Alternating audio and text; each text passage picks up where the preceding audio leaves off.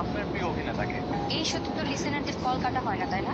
জি, ঠিক বলেছেন। জি আপু, আপনি একদমই ঠিক বলেছেন। আপনি নিশ্চিন্তে আপনার মনের কথাগুলো বলতে পারেন। আমি ইস্যুর গেস্ট মিরাজ খানকে কিছু বলতে চাই না। আমি ইস্যুর হোস্ট রাফস খানকে নিয়ে বলতে চাই। রাফস খানের বিরুদ্ধে আমার অনেক অভিযোগ আছে।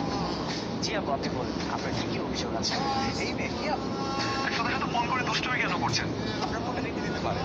ইউর অপশনে ফোন তো কাটা যাবে না। এসব একটা রুলস আছে যেটা আপনি আমাকে বলেছেন যে কেউ কল করলে সেটা ফোন কাটা যাবে না। আপু আপনি সব কিছু নিশ্চিত করতে পারেন। তুমি আর কত প্রেম করবে রাফসান? কত মেয়ের জীবন নষ্ট করবে তুমি? হ্যাঁ, কি বললেন আপু? রাফসানের প্রেম করে? হ্যাঁ, সে আর্চিং করে সুন্দর সুন্দর মহল্লা মেয়েদেরকে পটায়, ফেসবুকে মেয়েদের সাথে প্রেম করে, এরপর তাদেরকে বিয়ের স্বপ্ন দেখায় আর তারপর তাদেরকে ধোকা দেয়। আচ্ছা আপু, আপনি এত সব কিছু কিভাবে জানেন? কারণ সে আমাকেও ধোকা দিয়েছে, আমার সাথে প্রেম করেছে, এরপর যখন জানতে পেরেছে আমি গরিব ঘরের মেয়ে, তারপর আমাকে ধোকা দিয়ে চলে গেছে। আপনি নিশ্চয়ই আমাদের সাথে ফোন করে দুষ্টুমি করছেন, তাই তো? আগে একটা সিরিয়াস একটা প্র্যাঙ্ক কল করা হচ্ছে।